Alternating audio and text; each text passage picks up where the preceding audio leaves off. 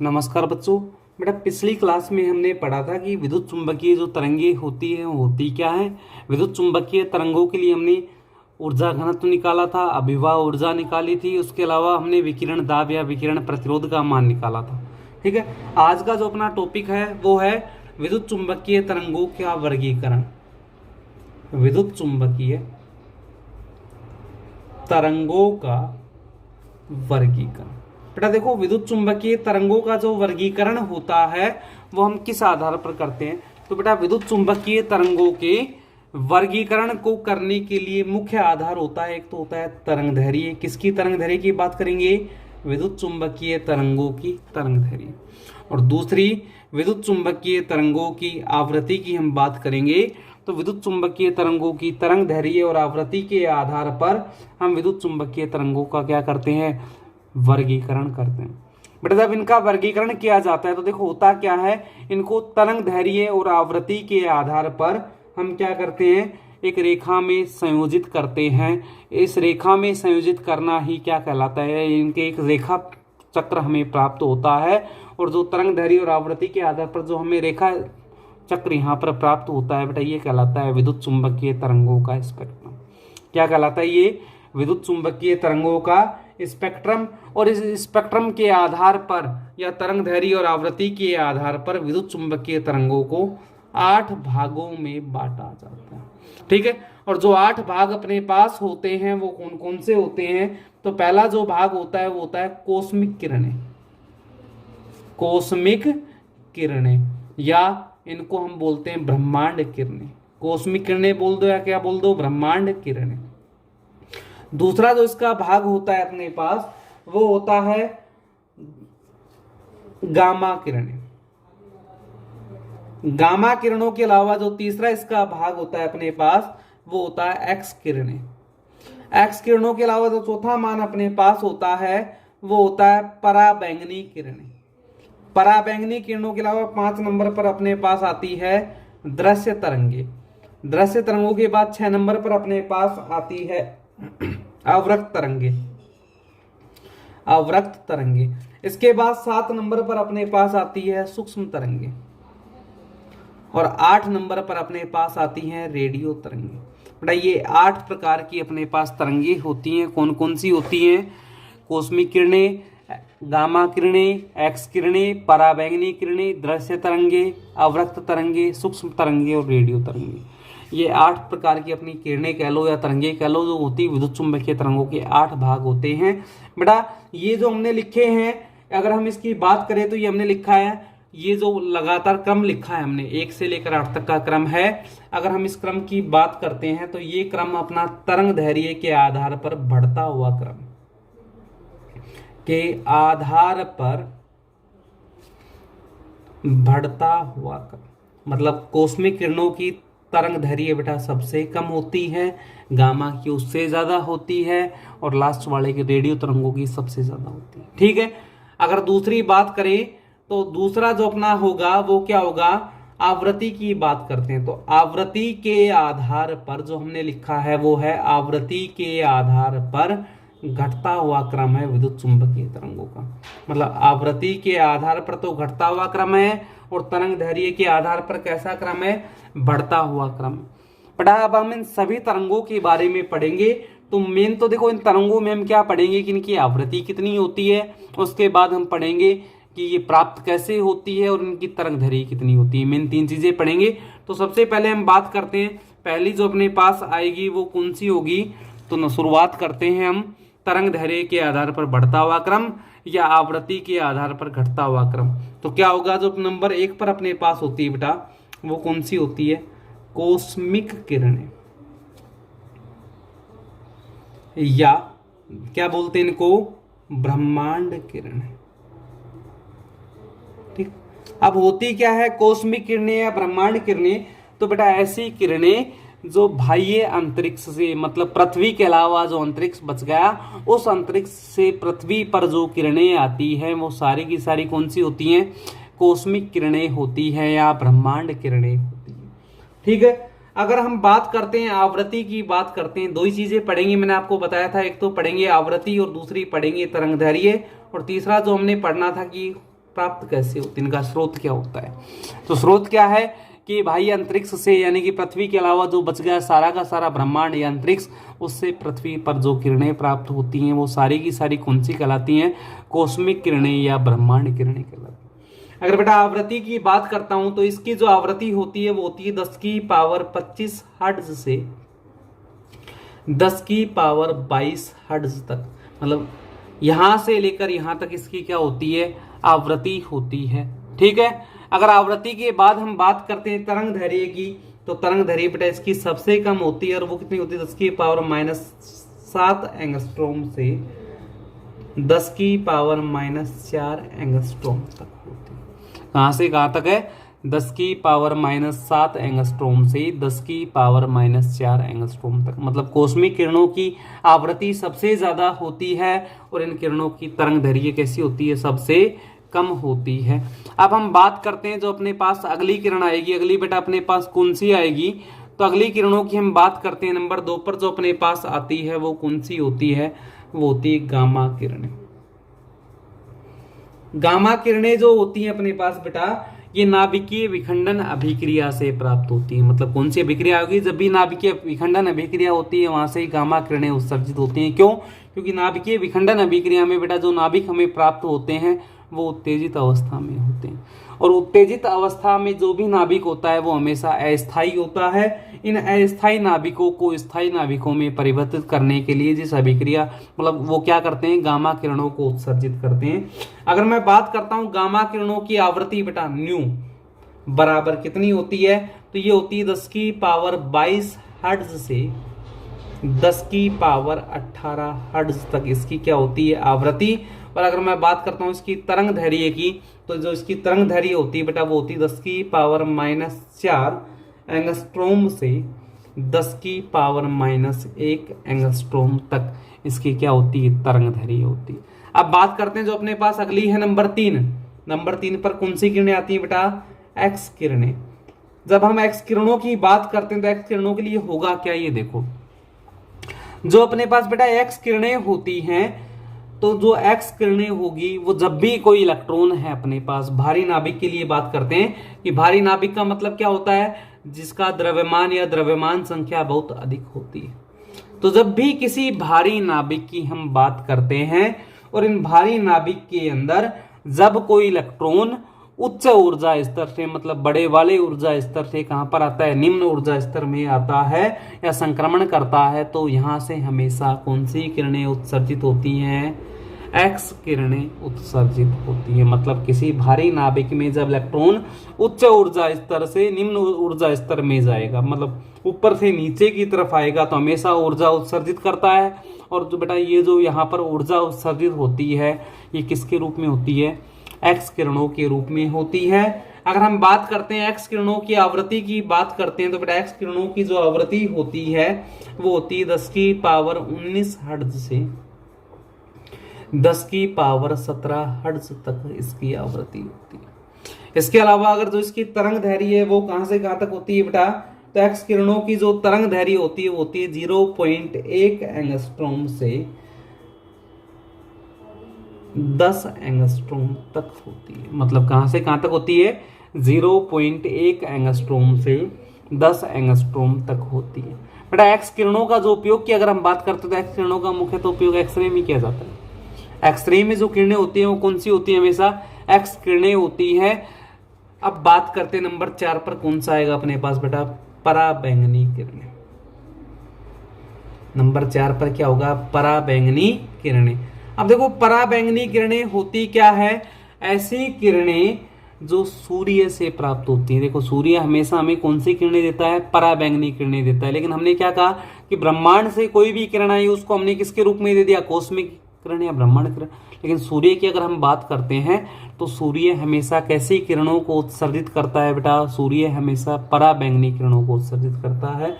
या हम इसका जो अब दूसरा रूप लेना चाहें तो देखो धातु की जो विसर्जन नली होती है, मतलब धातु की विसर्जन नली के द्वारा हमेशा कौन सी किरणें प्राप्त होती हैं, तो पराबैंगनी किरणें प्राप्त होती हैं। जब भी हम धातु की विसर्जन नली की बात करेंगे तो धातु की विसर्जन नली के द्वारा हमेशा पराबैंगनी किरणें प्राप्त होंगी। अगर मैं बेटा आवृत्ति की बात करता हूं, पराबैंगनी किरणों की जो आवृत्ति होती है न्यू, आवृत्ति को किससे दर्शाते हैं? न्यू से। तो बेटा ये होती है 10 की पावर 17 हर्ट्ज से। क्या आएगा?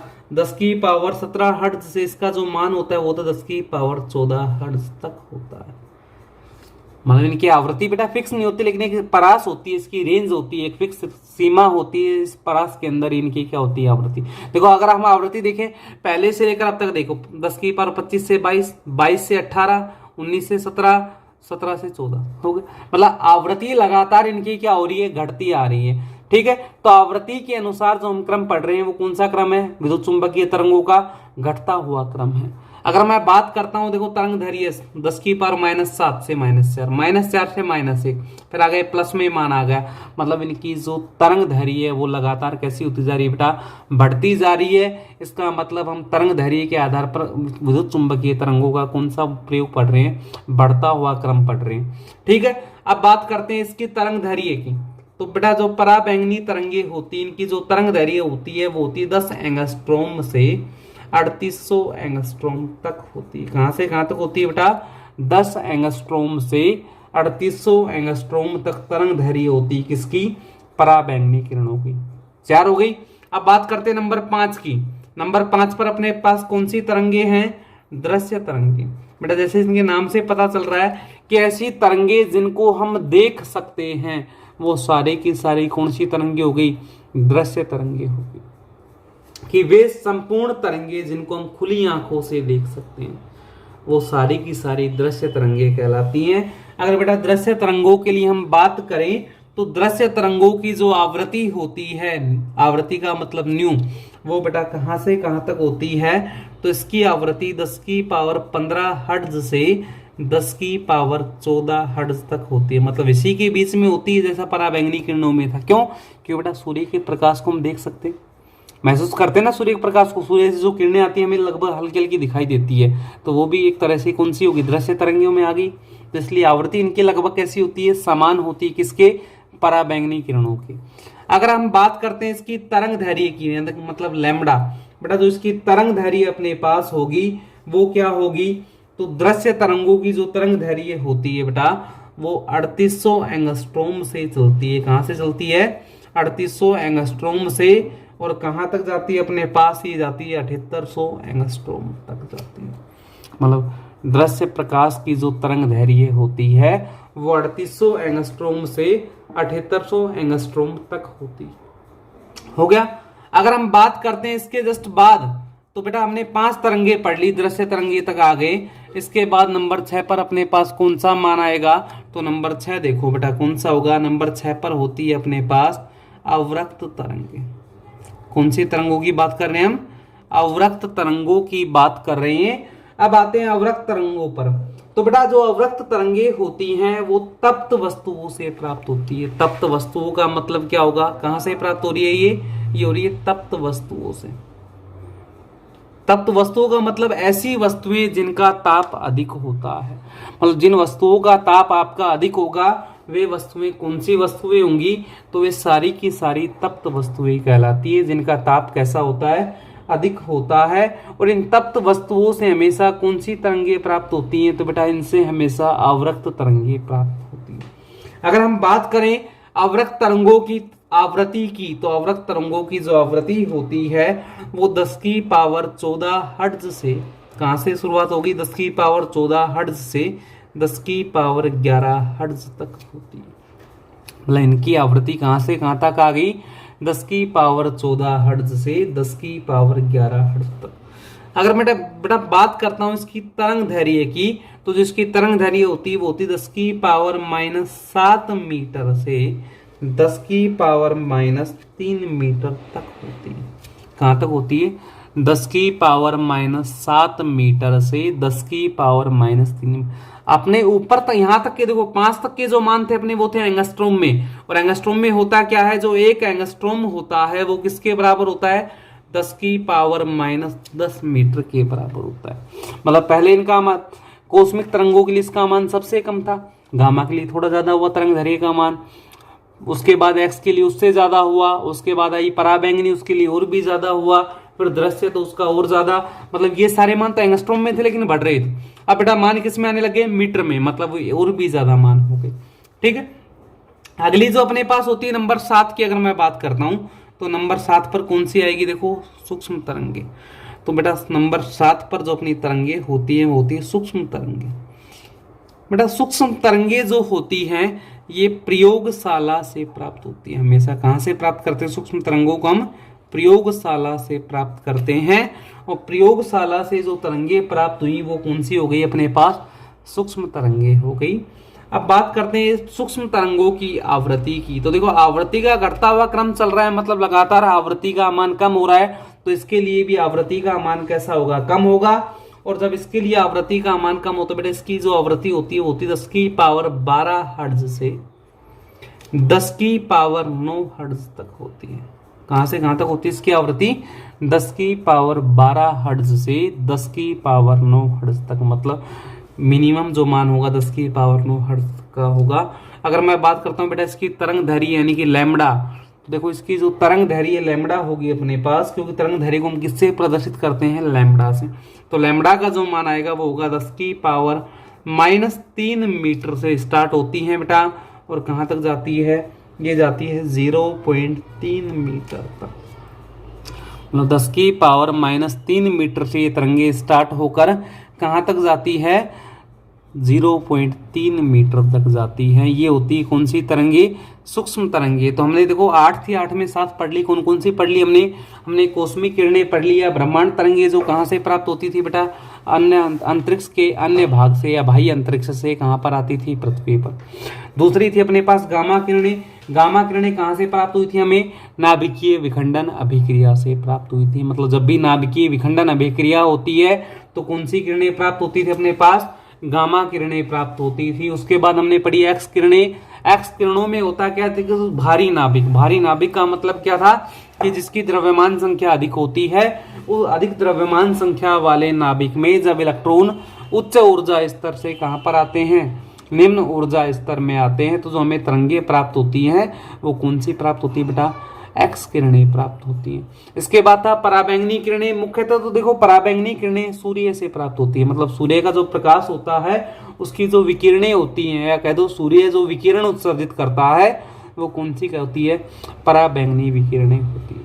इन पराबैंगनी विकिरणों को सूर्य के अलावा बेटा कहां से प्राप्त किया जाता है, तो देखो धातु की जो नली होती है, विसर्जन नली, जिसका उपयोग हम प्रयोगों में करते हैं, तो धातु की विसर्जन नली के द्वारा हमेशा हम कौन सी तरंगे प्राप्त करते हैं, पराबैंगनी तरंगे प्राप्त करते हैं, पराबैंगनी किरणें प्राप्त करते हैं। अगली जो अपने पास थी वो थी दृश्य तरंगे।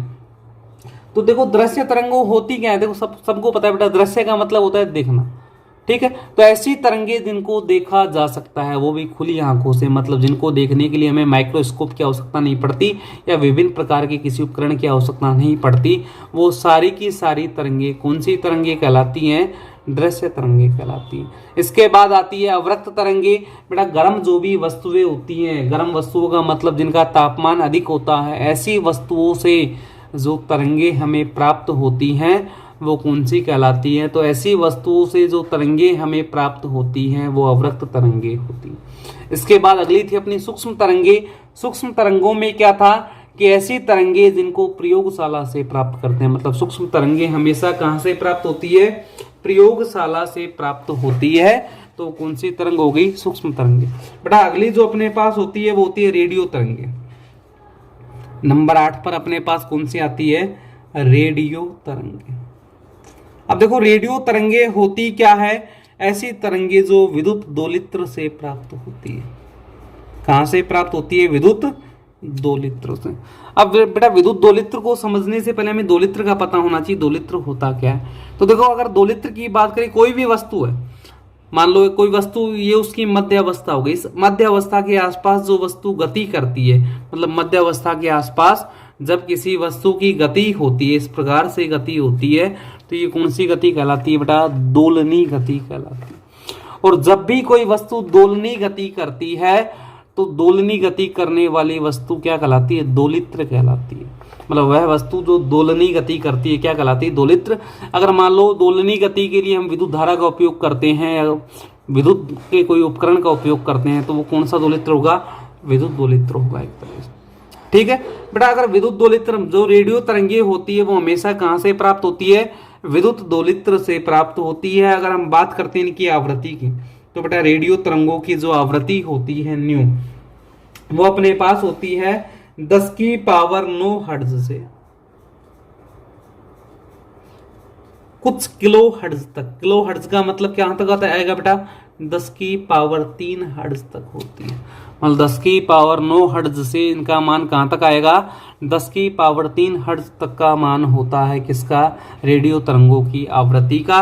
अगर मैं बात करता हूं रेडियो तरंगों की तरंग दैर्घ्य लैम्बडा, तो बेटा इसके लिए जो लैम्बडा का मान होता है वो कहां से चालू होगा, 0.3 मीटर से कुछ किलोमीटर तक होती है। मतलब कहां तक होती है, कुछ किलोमीटर तक ये संचरित होती है।